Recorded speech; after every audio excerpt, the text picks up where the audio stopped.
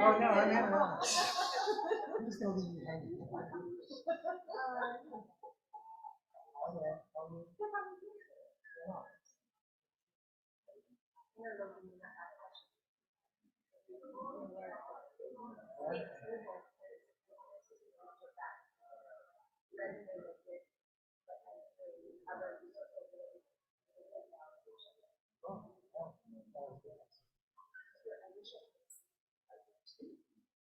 I think that's the rural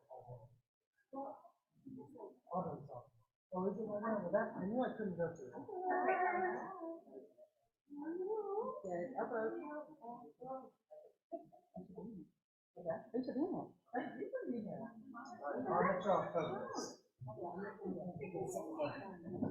Oh, were we there with the folks? That's not possible.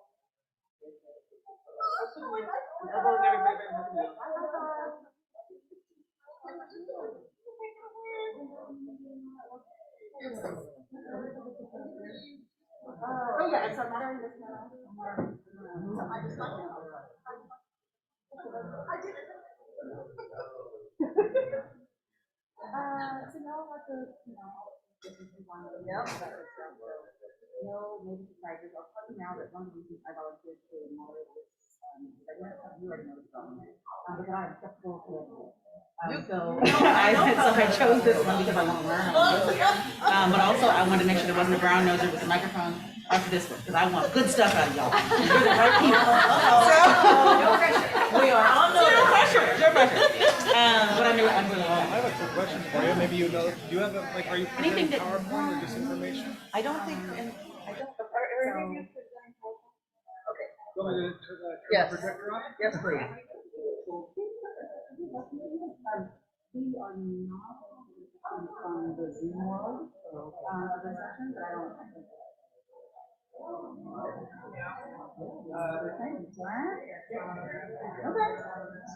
Do it. One more thing I was going to mention. For the Zoom attendees, when they come in, if someone in the audience asks a question, just have them repeat the question. So that they can be heard by the folks on Zoom. Yeah. Okay. Yep.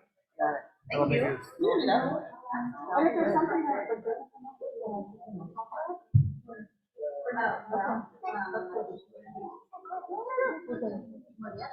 yeah. Like, well, what do you think? We've got two microphones we have here.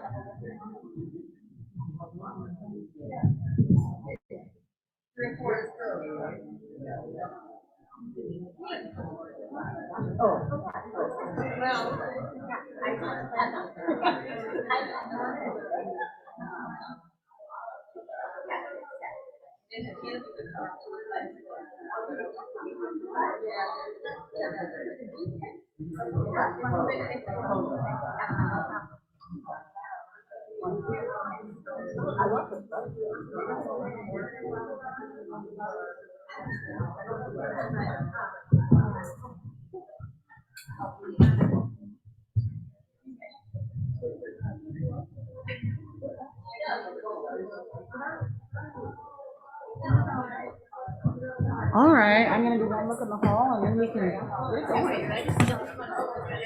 No.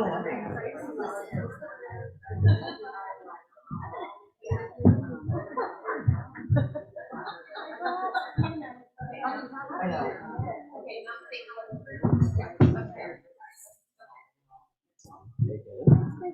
See you.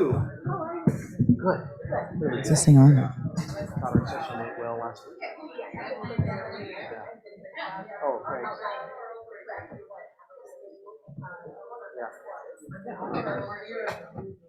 All right, good people. Good afternoon. Good afternoon. Well, I knew you couldn't, so I did. Hello, folks. Hello, hello. We are going to begin. Now, my tendency is to let folks trickle in a little bit, but this is a big conversation. I want us to have enough time for it. We'll leave the door open for a little bit longer, and then I've got somebody who's ready to close it in about 10 minutes. So some folks still have a chance to trickle in and join us. And I know that there are people who are joining us via Zoom as well, so welcome to y'all. I am Nikenga Harmon Johnson. I am the Chief Executive Officer of the Urban League of Portland. We serve all of Oregon and Southwest Washington, as we have done for more than 77 years now. We are like 7 nonprofits in one, I say, because we don't simply work on an issue. We serve a community. We serve a people. We are one of the few organizations in this region that has the mission of serving African Americans and others to help folks thrive in areas of housing, education, and health and employment, to really live full lives in Oregon and Southwest Washington. So it's been my honor to do this work for nearly 8 years. And I've been on the Housing Oregon board for, I think we decided it's a little more than 4 years. So that's who I am. It's my delight to host, to moderate today's discussion during this 3 o'clock hour. You're in the right place if you're looking for the navigating changes in Oregon philanthropy, opportunities and challenges for the housing sector. That's what this discussion is about. If you thought you were in some other discussion, now's your chance to leave. Okay, but this is where the money is, so exactly. So I'm going to introduce our panelists in just a moment, but let me tell you the flow of our conversation. So we've got folks who are joining via Zoom. Again, welcome y'all, glad to have you. I guess that's the camera back there. We've got someone who's helping us with the tech. Thank you so much, we appreciate you, so that we can maintain this hybrid format. Obviously masks are welcome, but they are not required, so please make yourself comfortable. We'll close the door in another 5 minutes or so. Each of our panelists today is going to have opening remarks, so they can sort of set the tone for our discussion. Then we'll have some questions from me and get into a little more discussion, and then we'll take questions from the audience. So please tee yourselves up to be ready to ask questions, and then we'll close out and we'll head on to our next bit. Okay, that's our flow for today. I know that there are competing sessions. If there's one that you were really wanting to sneak off to, we will not be offended if you get up halfway through and go someplace else. you'll miss out on good stuff, but don't feel like you can't do more than one thing because we know we've got a really packed afternoon. Okie dokie. First, let me say the reason that I volunteered to host this session is because I am a good board member, right? And it's my job to show up and help do these things. But this session in particular, as I just told our panelists, I chose this one because I'm skeptical about philanthropy. I'm skeptical about corporate philanthropy. I'm skeptical about community foundations. I'm skeptical about family foundations. I'm skeptical about all of it. I just joined the nonprofit world when I began running the Urban League. Before that, I was, in government and in private industry. What I couldn't figure out when I got to the Urban League is, wait a minute, I'm supposed to go back to the same companies and the same foundations every 12 months and ask for the same $25,000, $35,000, $50,000? Every 12 months, this is how this works. Just that's how I'm supposed to hire people and run a business and acquire assets and make payroll but I fight racism for a living. I educate kids and I help seniors stay safe in their homes, and we help people get health insurance, and we advocate before the legislature and for city council and metro. These things have to keep happening. They've been happening for more than 75 years. I'd love to work myself out of a job, but you philanthropic folks said that we were partners. So why am I back to beg for the same 25K when racism is still right here? You can't see it? I gotta explain to you how and why it's not over yet? Oh, this is demoralizing. I can't, my brain doesn't work like that. And maybe there's a number at which it would work like that, but 25K? Can't do it. I'll say with you one other example. It was a member of my board who for now will remain nameless. One day I'm naming them all. Was making a gift to the league, and this is back when our budget was 1.25 million. We had 25 employees. They were making a $10,000 gift. That was sizable for us at the time, and we will take $10,000 now, by the way, if anybody's interested. Take it. But we had a meeting for 55 minutes with the member of my board and another member of her staff to talk about how the Urban League would spend that 10K. What? This is a major hospital in our community. They spent an hour talking about how I was going to spend this gift of 10K, and this person's on my board. You know how we're going to spend it. You're in meetings with me every month. What do you mean? And for this little itty bitty money, I got to have this long. You don't treat any other part of your business like this. I know that COO was not spending an hour's worth of time on every 10 grand she had to spend, considering it was hundreds of million dollars annual operation. Oh, so something is different about me and the organization that I run that means I get treated this way. The people I serve are considered to be this sort of special, but not special in a good way, this other. Oh, so I knew right then and there, well, we can't make, strides doing this. I'm never again going to have this meeting. I'm out, can't do it. And luckily, we've been able to build the Urban League back then from $1.25 million a year with 20 employees 8 years ago to, well, this payroll will be 120 employees, and our budget is, more than $12 million a year. It's super fun to say. In the meantime, that we're also been raising wages for people, right? So people aren't working on, paltry sums, but we had to find a different way to do this. And it wasn't with philanthropy initially. So my skepticism sort of paid off because we built a different business model for ourselves. And then we're able to meet donors and funders differently, not as sort of a pauper state, please and please and please and please, although very much please, right? But much more, hey, here's what we're doing. Here's our impact. Don't you want to be down with us? Your mission said that you want to do these things, so come and help us do these things. And that, my brain can work in that fashion a bit better. So I am excited to hear about the way that philanthropy, and especially, frankly, these three organizations have been talking in the past few years. We've all seen it, sort of changing, not even sort of, in some Meyer's case for sure, and yeah, Collins is doing something similar now, but shifting their weight from an old way of, please, sir, may I have another, right, to, wait, let's look at justice more broadly. Let's look at the community that we want to build, and how do we invest to make that happen? That's what we're hearing foundations say these days. Now let's zoom in on the housing sector, right? Perfect, thank you, go team. Because that's what we all do in this room. Well, some of us might be a little nervous because some of these philanthropic organizations that have supported our work to create stable housing, to build housing, to keep people inside of doors, maybe hearing something different from funders saying, well, we're shifting our posture. So what does that mean for all of you? What does that mean for our organizations that have housing front and center? Well, we're going to hear a little about that today. And then we'll take some of your questions. So please think, if we don't cover something that you want to hear about, raise your hand and we'll get to you. Okay. All right. With that, I will want to introduce Helen Wong, the Director of Grant Making at Meyer Memorial Trust. Hi, Helen. Megan Loeb, she's the Senior Program Officer for Economic Vitality and Housing at the Oregon Community Foundation. Hi, Megan. And Carol Cheney. Carol, I think this is the first time I've seen you since you've been the Chief Executive Officer of the Collins Foundation. Like, we've not been in the same room since that happened. So congratulations, Carol.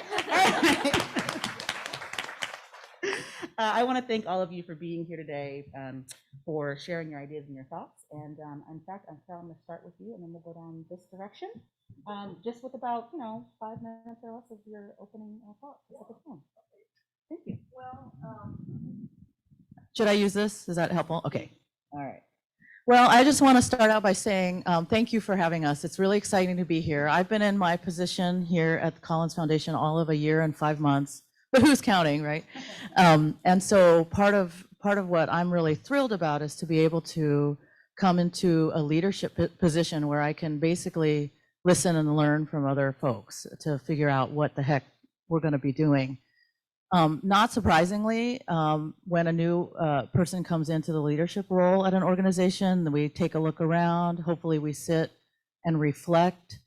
We see, and spend a little bit of time not rushing to action. I don't believe in, sorry, I can't see y'all over there, and you can't see me because I'm short, but not rushing to action, but actually taking a breath and sort of observing, taking it in, zooming out, and trying to understand, the work, the posture, as you had said, Nkenge, and some of the ways that the foundation has worked in the past. So that's what I've spent the last year doing, is trying not to rush into a solution that may be too quick off the cuff. As I think you probably know, the Collins Foundation has been around.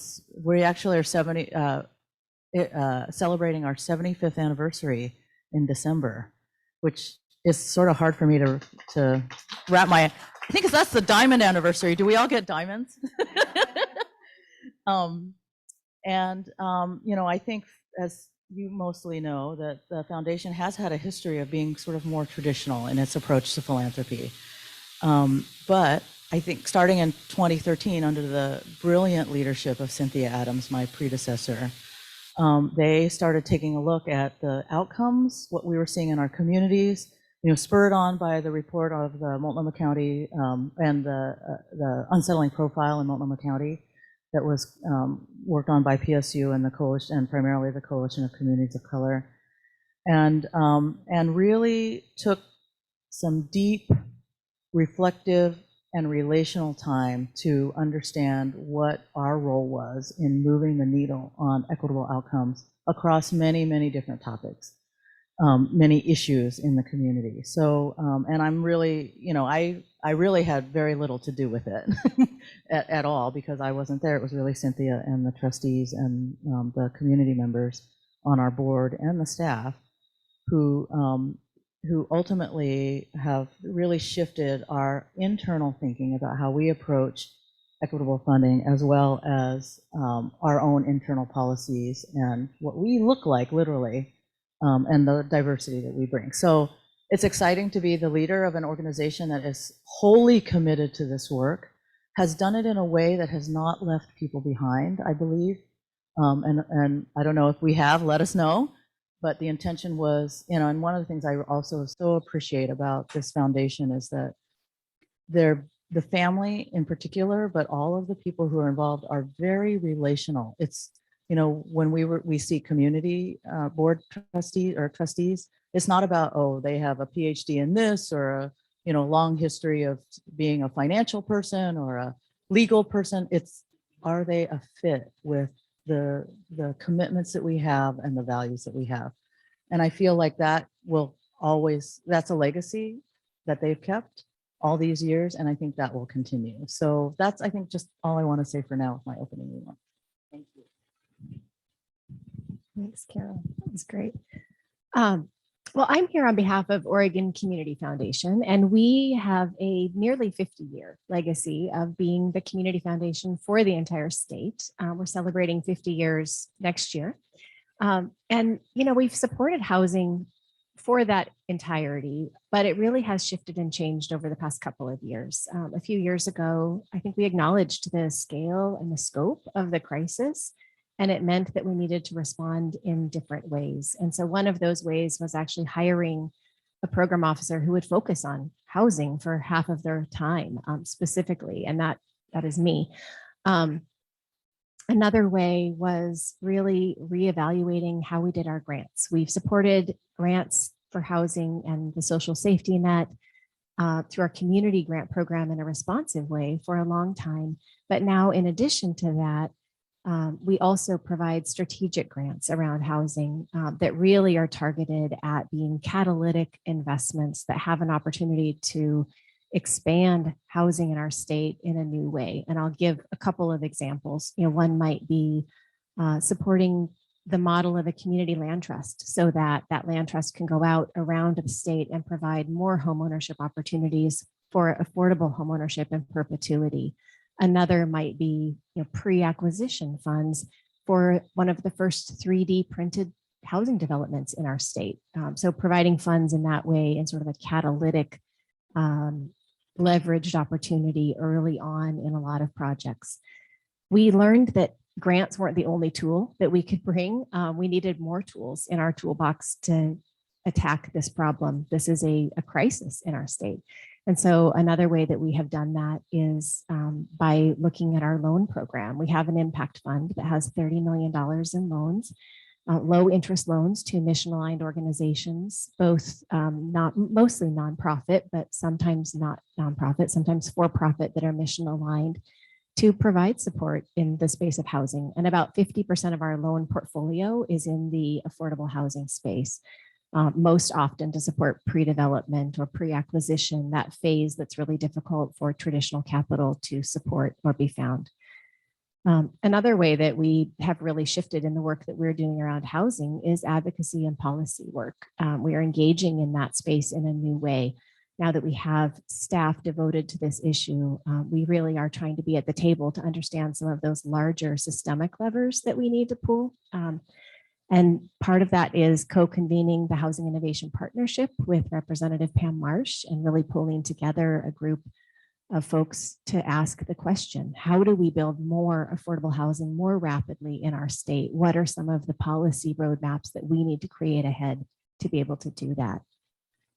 Another place where we're spending a lot of time right now is on economic justice. And we are sitting at the table of the Oregon Economic Justice Roundtable. I'm really honored to be able to be part of that group and looking at how we dismantle the systemic barriers, the racial wealth gap that exists in our state, recognizing the important role that housing discrimination has played in that. And so that is something that we're bringing to our housing work, is participation in that group, listening and learning and helping to drive that policy agenda forward as well. We also are trying to be a helpful partner to the state when we can in times of crisis. And Project Turnkey, which was a program to acquire hotels and motels, is a program. It's not past tense. We're in the midst of 2.0 right now. Is another way that we are doing that by, you know, providing the tools that we have to be a convener, to facilitate a competitive grant process, and to convene an advisory group to be a helpful partner to the state in taking on state funds and overseeing that. And I just want to acknowledge that through all of those programs, our lens is really acknowledging first and foremost that every single marginalized community in our state is disproportionately overrepresented in housing insecurity, in severely cost burdened, in all of these numbers. And so we really are taking a new look as an organization in how we provide grants and prioritizing grants to organizations that are led by people of color, to organizations that are culturally specific, and also looking anew at how we provide grants. Nakenge, to your point, is a $10,000 grant every year really the way that we want organizations to come to us to ask for support, or do we want to look at asking for what they need? And the the reality is what we've heard overwhelmingly over the past couple of years is we need unrestricted funding. We need funding for capacity building. We need funding for general operating. And so that is now a new program in our community grant portfolio, specifically for that type of funding. And we're trying to do that more often and every chance that we can. So I will pause there, but just want to say thanks for being patient with us as we transition and change. And we're here to listen and learn, and really glad to be part of the housing solution, hopefully ahead for the state of Oregon. I'll pass it over to Helen. Thanks so much, Megan. Hi, everyone. Good afternoon. My name is Helen Wong, and I'm the very new Director of Grant Making at Meyer Memorial Trust. And I'm just really honored to be even at a table with both of you, just hearing from my colleagues about the amazing work you've done. And also, can you just appreciate your introduction so much, and heard wonderful things about all your work as well. So I'm definitely the newcomer to the field. I've been at Meyer since June, just about 3 months, and I've had the pleasure of working with an incredibly talented, mission-driven and community-centered team. And I just want to say first that I'm not a housing expert, and I'm trying to learn quickly, but there's still so much that Meyer has done over the past decade that I have not fully absorbed. And I stand or really sit in humility of all that people around me, people in this room that I see have built, and just a lot of gratitude for the work that I get to represent, even though I literally was not here. So just wanted to name that first. I actually spent the majority of my career in small and medium nonprofits. Not only am I new to Meyer, I am new to this side of philanthropy. And working for those small and medium nonprofits, I remember conferences like this. I remember being in the audience. I remember thinking of, okay, here's the criteria and the application, and do I have all my forms? And that is very much the frame I bring to my new role as Director of Grant Making for Meyer. Directly before joining Meyer, though, I was the Chief Operating Officer at the Global Fund to End Modern Slavery, which is the DC-based nonprofit focused on combating labor and sex trafficking. And when I was speaking to survivors of trafficking, I heard all of the different layered and compounding factors that led them to exploitation and that they grappled with leaving exploitation. And one of the things that really drew me to Meyer is the new effort and the vision to focus on that intersectionality. So that's a little bit about me, but turning to Meyer, as many of you know, we've been on a journey with our mission for the last 2 years, and we've really shifted from an equity focus to a justice focus. We approved a new mission in the past 12 months, which is Meyer accelerates racial, social, and economic justice for Oregon's lands and peoples. And with that new mission also came a commitment to change how we make grants. We had already been working on this. The majority of our grants are multi-year. The majority of grants are now general operating, but there's more that I think we can do. And we're trying to figure out exactly what that means. So while we're still in early stages, we are shifting from a traditional strategic philanthropy approach to more of a trust-based and community-centered approach. And the most visible example of that shift is our move away from the portfolio structure, which many of you will be familiar with. We are trying to move towards a more integrated and intersectional approach. So this is the result actually of what we heard from community voices. What we heard from community is that they don't live siloed lives, and so we should not be funding in siloed ways. And at the same time, I know for those of you in this room, it raises the question, how do we tie Meyer's past investments into our current and future work? Well, we've been convening listening sessions over the last couple of months and with different communities of color, and every single community has brought up housing. Time and again, communities are naming this in various ways. In our gender justice discussions, we talked about housing for those who are victims of domestic violence. In multiple groups, we talked about home ownership as a means to build foundational wealth. And at the most basic level, communities that have maybe been here for decades, but still have the attributes of recently arrived new immigrant or refugee communities want a safe place to sleep. Simply put, housing is an intersectional issue. All of you in this room know this better than I do. And what we at Meyer will try to do is honor the complexity of that intersection. So thank you again for having me today. I look forward to learning from all of you, hearing from all of you, and lending what answers I can. Thank you so much. Welcome to the newcomers in the room and to newcomers via Zoom. We're delighted to have you. You're in the right place if you're looking for navigating changes in Oregon philanthropy, opportunities and challenges for the affordable housing sector. Just occurred to me that I should take my mask off to be heard a little bit better. All right, folks. So after having that stage setting, let's talk a little bit about what else we want to get out of today's session. And we want to hear more about how you've shifted posture and what this means, shifting from sort of an equity posture to a justice posture, what that means for us, especially in our in this sector. Would love to hear what you've learned from your work in other sectors. Maybe it's education, maybe it's health. What lessons have you seen from other sectors that carry over to your work with housing justice? I'm excited to hear about that. We also want to get an understanding, though, of how to connect the dots for some of these folks in the room, some of the organizations that have been funded by your organizations before, who are wondering, well, where do I stand now? How do we wade through this in real time? Because maybe, we'll all have it figured out 3 years from now, but we don't have that kind of time. So we're hoping to get some tips and hints to make sure that we can understand how and where we fit in. So we'll have some more questions after that, but let's start with this idea of learnings. What have your organizations, or even you for that matter as leaders, what have you learned from other sectors that helps to inform your work with our sector? Who wants to go first? Megan, looks like the microphone's closest to you.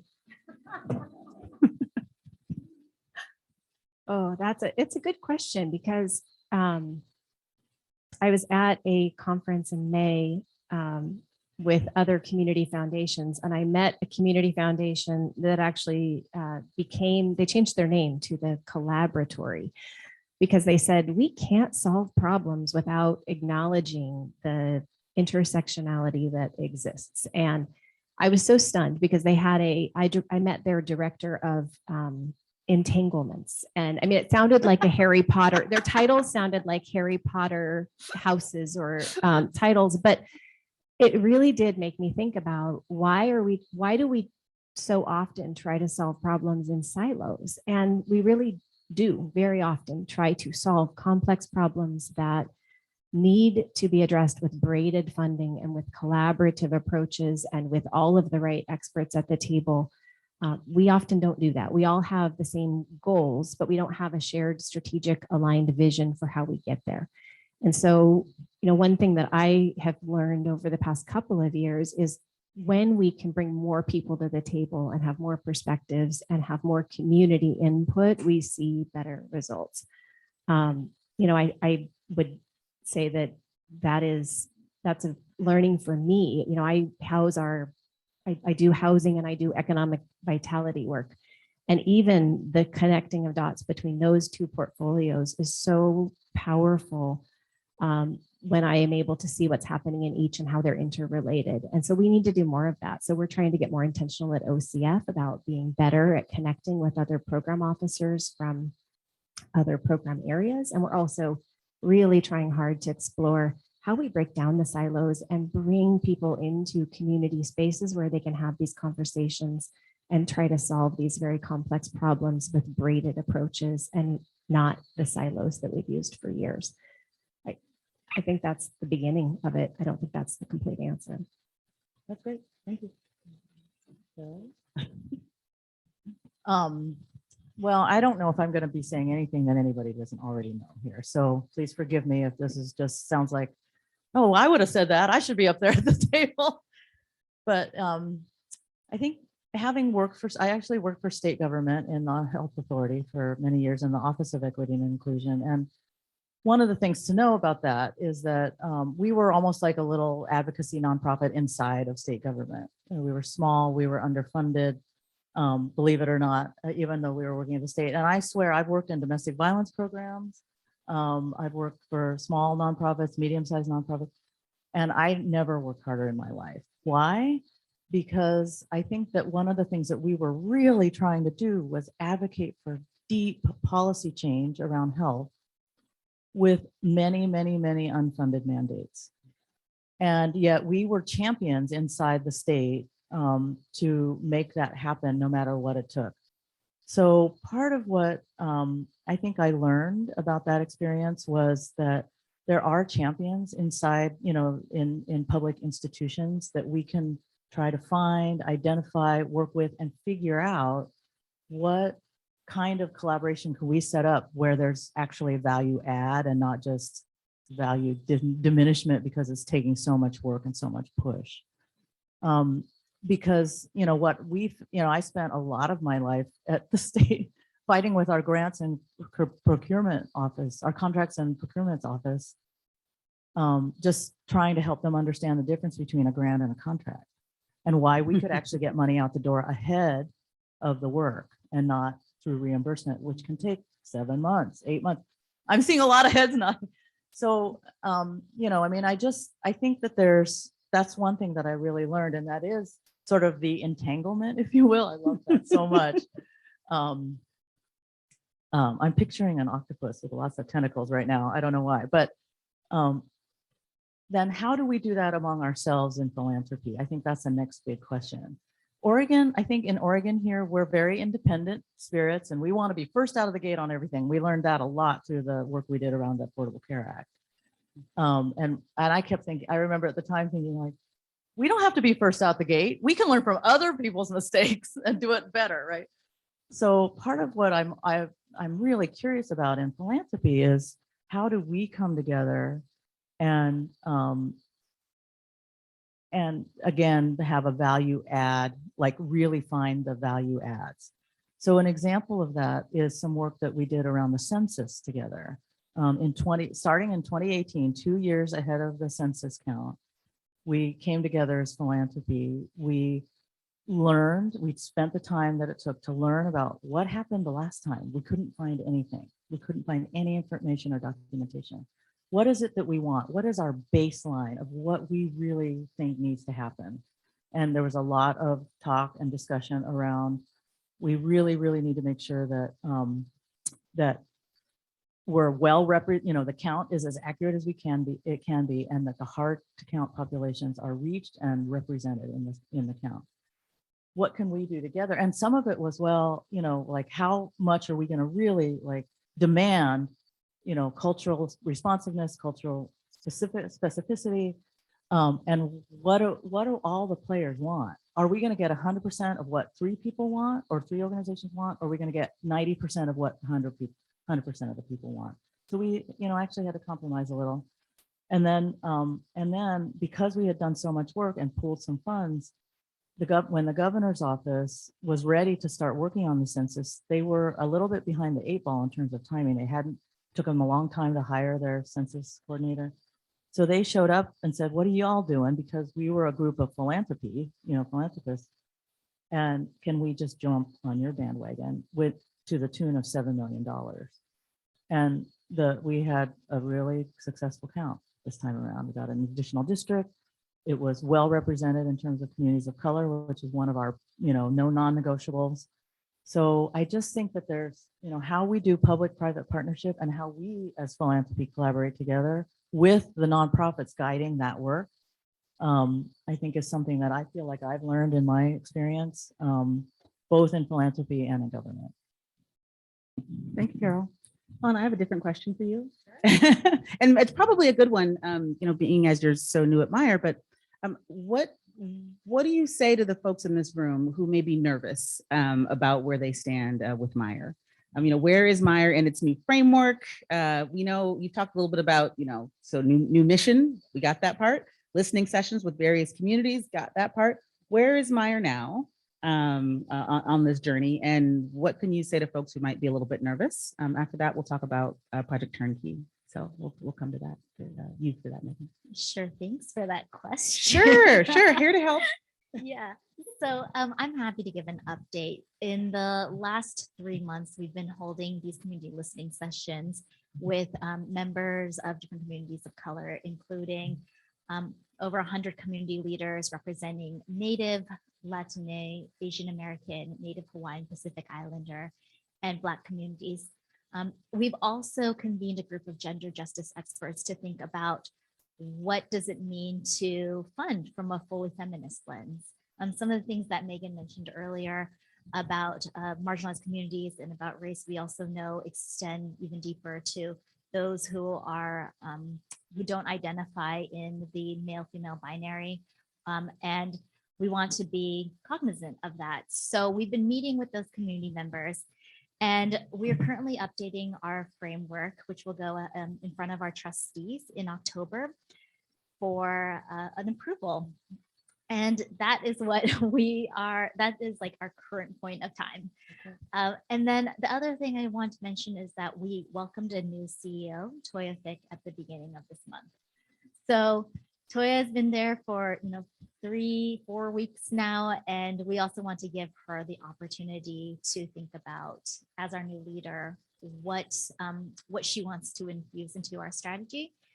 I think that I've reviewed the materials that have gone out to the public. I think we can do a better job of communicating where we are in progress. But as I mentioned before, housing has come up in every single community group. We want to really co-create and think about how can we be in some ways, joining other funders, part of a funder collaborative with both Collins and OCF, because we want momentum to keep going to these very difficult problems. And we also want to think about what has been chronically underfunded and should have attention precisely because it has never seen a philanthropic check, right? So we're trying to balance those things. We're listening to community. And for those of you who are working in community, working with those communities most impacted by a lack of affordable housing, I think that our paths will merge. They will come together. We are on the same roads, right? So as we continue to address this work and think about how to be intersectional, in my experience of doing this in other places, like we need your expertise, right? And we also need the expertise of those who have the lived experience. And I'm just heartened because everything I've seen from Housing Oregon points to a real desire to drive in that direction. So I don't think that I know this will not be the last conversation. It will be a continuation, and we will continue to be transparent about what we're doing. And I think increasingly vulnerable about not having all the answers right now, but certainly committed to letting you know when we know more. Thank you. I appreciate that. Let me ask folks out here, how many of you or your organizations have participated in Project Turnkey? Not bad, not bad. That means you've acquired properties or you're in the process of acquiring properties. Okay. Are there folks out here that are interested in Project Turnkey?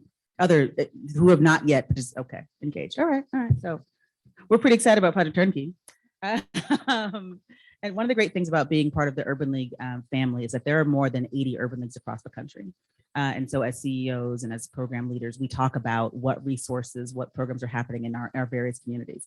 And Project Turnkey still seems to be unique when I talk to my colleagues. And one of the things I really appreciate about it is it seems like a very Oregon solution, right?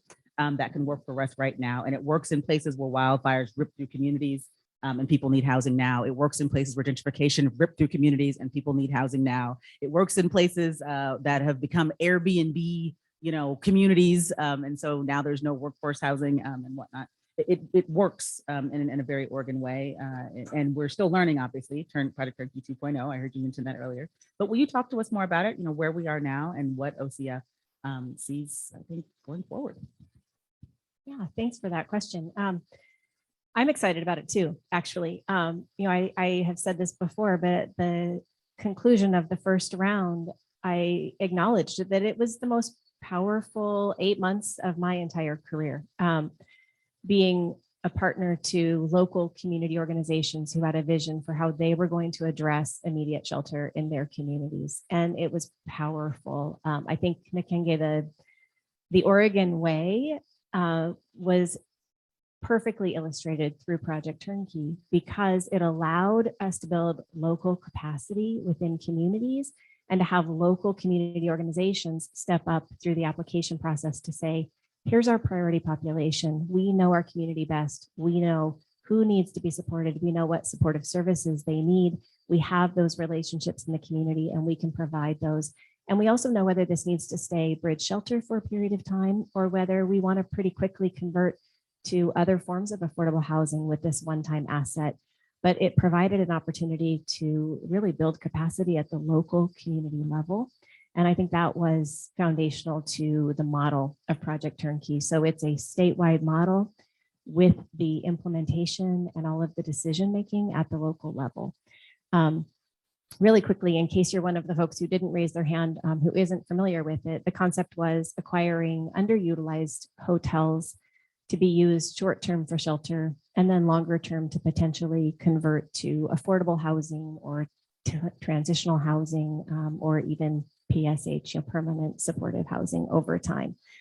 Oregon Community Foundation served as the fiduciary and the grant administrator for the program. We pulled together an advisory committee that met through the first round of the process regularly with us.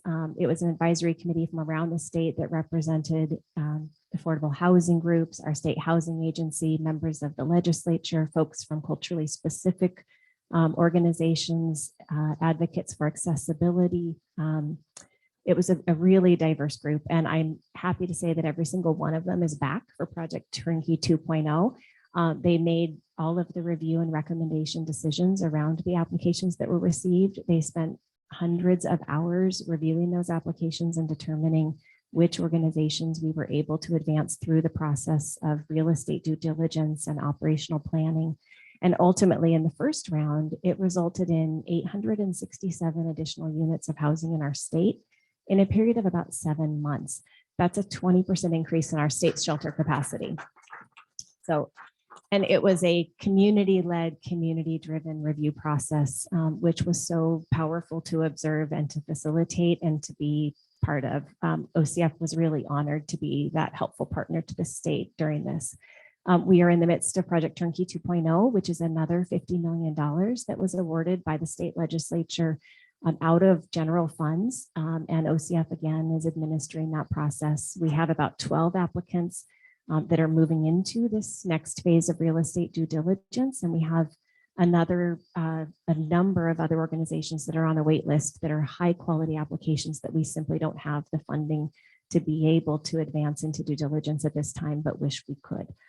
So we do see validation in the model. The first round recipients have really created a powerful roadmap. And the other thing that I just want to say that I think is really powerful about this model is everybody who is dealing with housing insecurity has experienced some level of trauma. And this is a dignified way to provide bridge housing. This is a way, I think, that really honors the person and gives them the privacy that they need to be able to have a door that locks, a room that they can go in to really decompress and to stabilize and move to permanent housing. So I think it is actually a shift in how we consider what emergency housing looks like in our state. And I'm so grateful to our state for taking this strategic risk with us and working through this process. And so grateful to the many partners, many of whom are in this room, who were willing to take that risk with us as well and learn with us through this process. Thanks, Megan. I wonder, and maybe Carol, you want to answer this question, but it's open to any of you. Do you see this Project Turnkey model, this sort of, state funds coming to foundation, distributed to community, rapid response, type approach? Do you see this as being a model for other ways to distribute funds for our sector? Or is it sort of only this hotel model? Oh, everything. Everything. I mean, the reality is that compared to state funding, we have very little. I mean, I don't want this to be a pity party for foundations, but I also want to be Don't real worry, about that. that's not. I know you set us up for making sure that wouldn't happen. But I mean, really, it's but what's the value? I mean, I've said it before. What's the value add?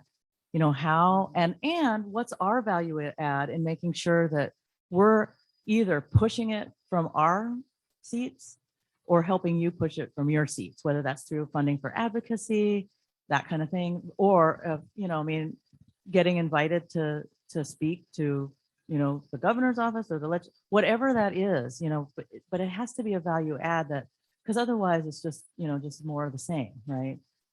I think the census example was just one of those examples, but I think there's plenty more, obviously, that have been, brought huge amounts of dollars. Census 7 million. You're talking 50 million. I mean, like that's what we've got to do. But I think we also have to figure out how to work together better, and figure out how do we spread the work that you did, the collaboration and the mindset of collaboration with, state institutions, with public institutions in a way that actually helps them see the value add too, versus those terrible state workers or or government is, the dissolution of our sense about what's happening in government has created, I think, a very, very, very dangerous path that we're walking on in terms of democracy as a whole. So how do we turn that around by partnering together, compromising a little bit, staying with, figuring out what our base needs and demands are, but then being willing to move around that, doing the power mapping, all the things that I think if we can't get there, we're in big trouble in terms of just as a society and our democracy. So, and the other side is spouting that message, and we've seen it on the front page of the news and the TV, climbing the walls of the Capitol. So we have to do it, I think. Thank you. Let's talk about if you have some examples of some specific projects or organizations that are approaching this work in a way that you find interesting, or in a way that really is a good example of what it is that we're trying to do next. So whether it's their approach to justice, whether it's, I don't want to put words in your mouth, but can you offer up a couple of examples? We know we're all amazing. We're not going to be offended if you choose one project and not another. Like, we know that we're fabulous. Don't worry about it. Well, I can go ahead and start on this and say, even as Meyer has been going through its internal strategic shift, we've been funding this entire time. Our open grants right now in housing is significant. And we also approved funding, as recently as last week, to provide permanent homes for people who had been displaced by the 2020 Alameda wildfires. They had the opportunity to convert FEMA housing, and they had their proof of insurance. They had been timely on their payments, but they didn't have the capital to actually purchase those homes. And so we were able to support United Way of Jackson County in filling that immediate need, and making sure that 17 of those families had homes. And of those 17 families, half identified as Latina, and a third of them had disabilities. So all that to say, I don't know what a model project is, and I don't even know if a model project exists, but some of the dynamics we look at is, where is the need? How are we serving traditionally underserved or marginalized communities? And what is within Meyer's ability to meet a gap? So that's how we look at it a little bit. And then I can just talk about one other project that we are planning over the next 2 years. We are going to fund a housing equity capacity building project in partnership with the government. So this will be 5 culturally specific development organizations that will be working together. We've heard the request for technical assistance. We've heard the request for convening, for being in a cohort to learn together, depend on one another, and think and work through the solutions. A little bit without, someone like Meyer maybe looking over the shoulder. So we have both a facilitator who will be supporting that work, but really we want to fund that and get out of the way, because we believe that those solutions will come from those groups, right? And thank you just so much for sharing about Project Turnkey, because it just resonates with everything that we believe, and it is just really exciting for me to hear about. So we are piloting that strategy, and we hope to learn from that. We plan to do readouts, of course, and to share that learning with other funders, with the governments, to think about how do we continue building on these initiatives. So that's a little more. Thank you. Thank you so much, Helen. That, the opportunity to provide permanent housing in the face of the fires. One thing that the 3 of us sat at this table right before this session and connected on was how long the recovery process is from a disaster and how ill-equipped our state and our federal government and our philanthropy work were in sort of acknowledging how long that was going to take, and how there are these gaps while we're waiting for larger federal funds to come in, and we've expended the local or the philanthropic pot of dollars. You know, we need to do a better job addressing that. And I do think there are some really powerful models that have come out of what I think is a really turbulent time right now, especially in Jackson County, which was hardest hit. One example that I will share that I think has a lot of hallmarks of a model project is actually a family foundation in Jackson County that was sort of waiting to contribute to fire recovery and looking around and saying, we'd like to be part of the solution, but we don't really know who's involved. And they finally decided, I guess we should do it. So they actually purchased a plot of land and began development of a 3D printed home community called New Spirit Village, which is going to support Latine families who were displaced by the Almeda fires. And it is exciting because it's on a community land trust property, so it will allow for affordable home ownership in perpetuity. It's also exciting because they have all the right partners at the table. They're working with their local organizations, also with the state, and most importantly, with Coalición Fortaleza and other local groups that have encouraged them early in the design process to involve the families who ultimately will have the option of living there in the design process. And what that meant is that when they shared the design with the community, they said, well, we don't want that community center at the beginning of the neighborhood. We want it in the center. That's going to be where we have all our celebrations and where people gather and come together. Can you change that design? So that sort of engagement and involvement in this project, I think, was really exciting. And then obviously also the technological advances, the innovation of trying to use 3D printing, which is more fire resistant, obviously will allow for more rapid construction and doing it at scale at an 87 unit housing complex. So I'm really excited about a lot of pieces of that project, but that's one that gives me a lot of hope right now. So Housing Oregon can reach out and say, we want to plan a tour for some of our member organizations that are up this way who would like to travel down and check out the new development, and one of you would help fund that trip. You saw them nodding, right? Okay, all right.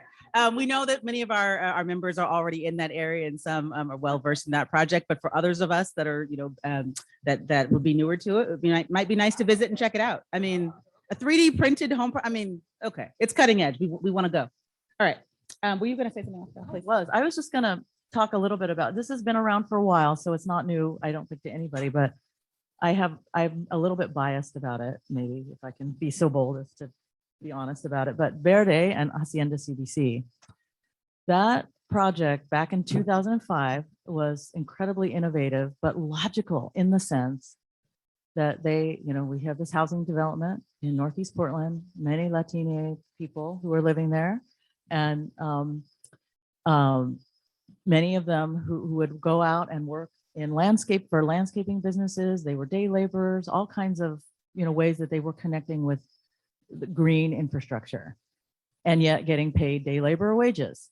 Well, and I think you all know that Hacienda CDC hosted what was ultimately to become an organization called Verde, which was created to both provide jobs for some of the folks in their development, but also to teach them how to start their own businesses. So that combination of, economic gain, but also long-term economic gain for their families was brilliant. And when I was working, I got the opportunity to work with them when they very first started. This is why I'm biased, I'll admit it. That I was working for an organization called TAX back then, which is now the Nonprofit Association of Oregon. And we got a federal grant from the Bush administration called the Compassion Capital Fund. We ended up using it to provide capacity building support for organizations that were focused on BIPOC communities, LGBTQ communities, and rural communities. And I think might have been their first grant because we used some of the funding for technical assistance, consulting, and developing their organizations. And then we also had enough money to give them money. So that's why that's why I'm biased about them. But I just think that anyone would be biased when you look at both the innovation and the opportunism in the best possible way to support the people that they were seeing every day, walking down to their day labor job or whatever, and like thinking there's a different way to do this. So that's the organization that I would highlight. Thank you. I appreciate that.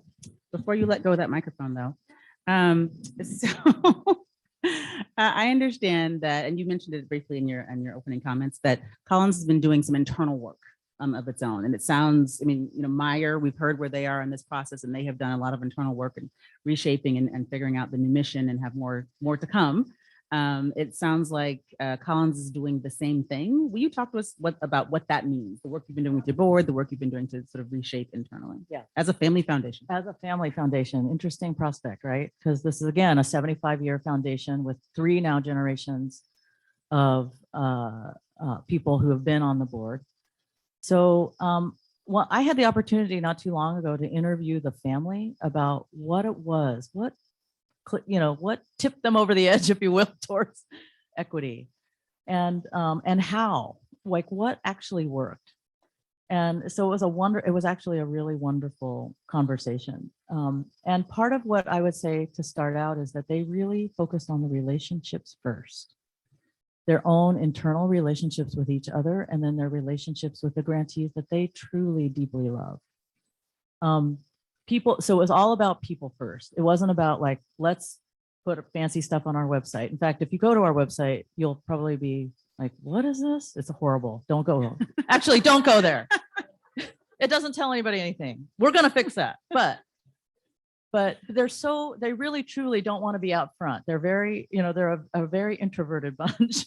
They don't want any attention. And I don't think it's because of that right to comfort and privilege. I think it's about their just kind of quiet, humble people. And relationships really matter to them. I think what they did was take the time that was needed to move them forward in a way that could bring everyone along. And they said that many, many times. So not like demands or, like just like and while on the one hand, I think there's this way that, many of us feel like, we've had 400 years of deep and hard oppression. Yes. And there's, the impatience to change that. I mean, when we see so many things that we see nowadays, that it's just, and that many people have seen for their entire lives and multi-generation. But I think that for this group of people who were wealthy and privileged and connected to each other very closely, what it took was some real deep time to not rush, but keep their foot on the gas pedal. So you've probably heard the saying, moving at the speed of trust. It was a lot of that. And gentleness and persistence both. So finding that balance, I think, and a lot of our work around DEI can get unbalanced pretty quickly, I think. So pulling back and finding that balance. I think, they spent quite a bit of time with a really good consultant who was also a good fit person-wise with their group, the August Wilson Red Door Theater Project, Kevin Jones. Yeah, really wonderful. I think, so one of the things that happened right off the bat is they had the opportunity because of some older board members who wanted to retire. They had always had community board members on their board. So it's the bylaws say 4 family board members, 3 community board members. But those community board members early on were very homogenous to the family. And so what they decided to do was, as they were taking this equity journey, like, maybe we need different voices on the board and different diverse perspectives. We know what we don't have based on their awareness and learning. And then, so they thought, well, let's interview some folks and share about our DEI journey, and let's get some feedback at the same time we're sort of doing some interviews. And then they found one person who they really liked, and they thought, it's not really fair to bring on just one person of color to our group. So they decided on 2. And then as they got through the interviews, they liked 3 so much that they just brought on 3. So that's how we got more people of color on the board. And then I think they were committed to bringing on diversity for their new leadership when Cynthia announced her retirement. So lucky me. And, I've done DEI work since 1990. So it's something that's deeply in my bones, but also like seeing all the ways that organizations have done it for the last 30 years has been a real learning experience. So I think the way they did it and how they did it, I think they already knew the answers to that. And it was all about relationships. The way we make grants now is we actually use a criteria screen that provides, it's a weighted criteria screen based on characteristics of the organization and its work. And probably what we're going to be moving towards is more refinement around that. And accountability. So, one of the things that I think we learned about trying to increase the number of diverse members of your board and staff in the years that I've been around doing this work is that a lot of times, well, early on anyway, there was a lot of checking the box. Can't tell you how many boards I was asked to be on just because of who I am, and I didn't know anything about the work that they were doing. So it's, that was a check the box activity. And so I think that part of what we're wanting to look for is how to help people not just check a box, but actually, we say DEI, or some people say DEI. I know there's other ways to say it, but I actually think it's IDE, inclusion first. Are you an inclusive organization, and how are you doing that in a meaningful way? Is it just, like, let's have, things in different languages. It's not that that's not important, but, it's how deep is that? How meaningful is it when we still really expect certain ways that we speak and, communicate? Some refinements around what is there more than just talk? Is there a plan, and is there committed resources to that plan, whether or not it's funded by a foundation or another entity or not? Because one of the things we've also seen is, what we'll do this if we get the money, or we can't do it anymore because we lost the funding or whatever. And I get that this is not cheap work, but where's the commitment then, right? So those are some of the refinements that we're looking at to help, and then to advance even further. I know I wrote some more down here, so let me look at my notes real quick. We don't want to leave people behind. Again, the foundation is very much about relationships. So if you come to us and say, we're early on our journey, we're not going to say no necessarily, but we might say, let's really work on what it is that you would want to do to get farther in your journey, and how can we support that? So really digging a little deeper into, again, how is an organization really taking the bull by the horn, so to speak, and get deeper into the work in a meaningful and authentic way, and not just the check the box way. So those are the kinds, but we know that, we're on a journey. They were on a journey before I started. And, had we had to go to a funder and say, can you fund this work for us? We wouldn't have gotten it if we had taken that stance. So we're not going to do that either to others. And so just come and talk to us, and, we can provide lots of ideas. I got a opportunity to work on the Meyer DEI spectrum that I know some people use when I was at Meyer. So, that can be a really helpful tool. There's another really great tool on working with consultants around DEI. I think at the last housing conference that happened when I was at Meyer, I did a presentation on this, but then we did a study around, the successes and challenges of doing DEI capacity building. It's still deep in the Meyer website. You may, or no.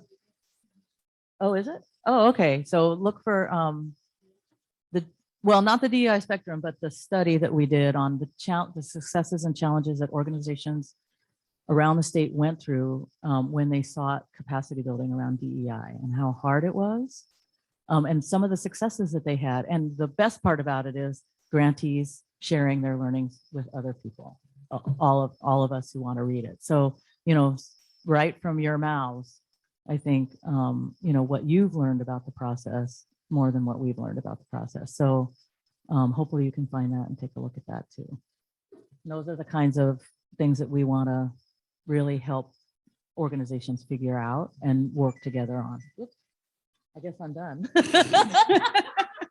Coincidence. Thank you. Thank you. I'm going to come to the audience for questions.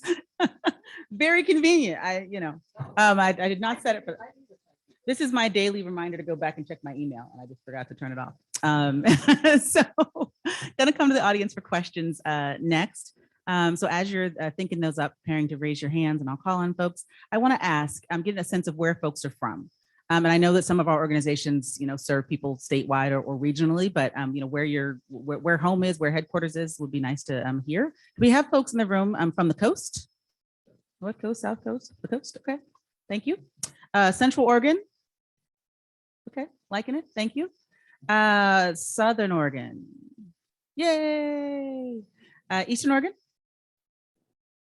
Idaho border, Treasure Valley. No? Pendleton, LeGrand. Nobody? Okay. We have to work on that. And Portland Metro. Okay, great, great. Mid Valley, Rogue Valley. Woohoo! Go Salem. All right. It's not supposed to be that funny, but I am a Salem girl.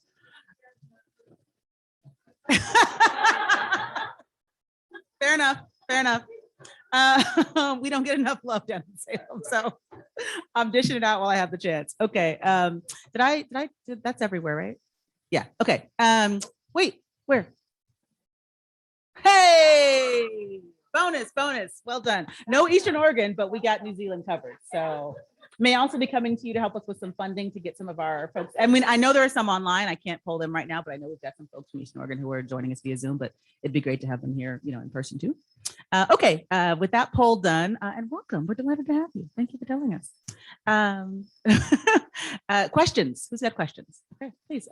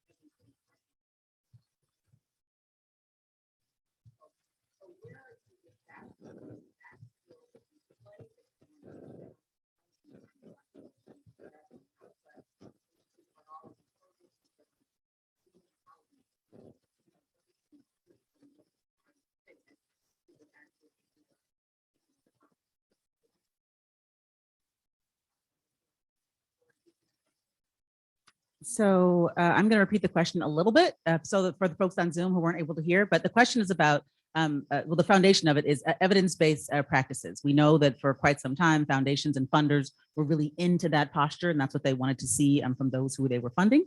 We're wondering now, well, the questioner, Joy Jones, new boss of TPI, wonders where that stands now, given all the transition that some of our funders are going through. Yeah, it is.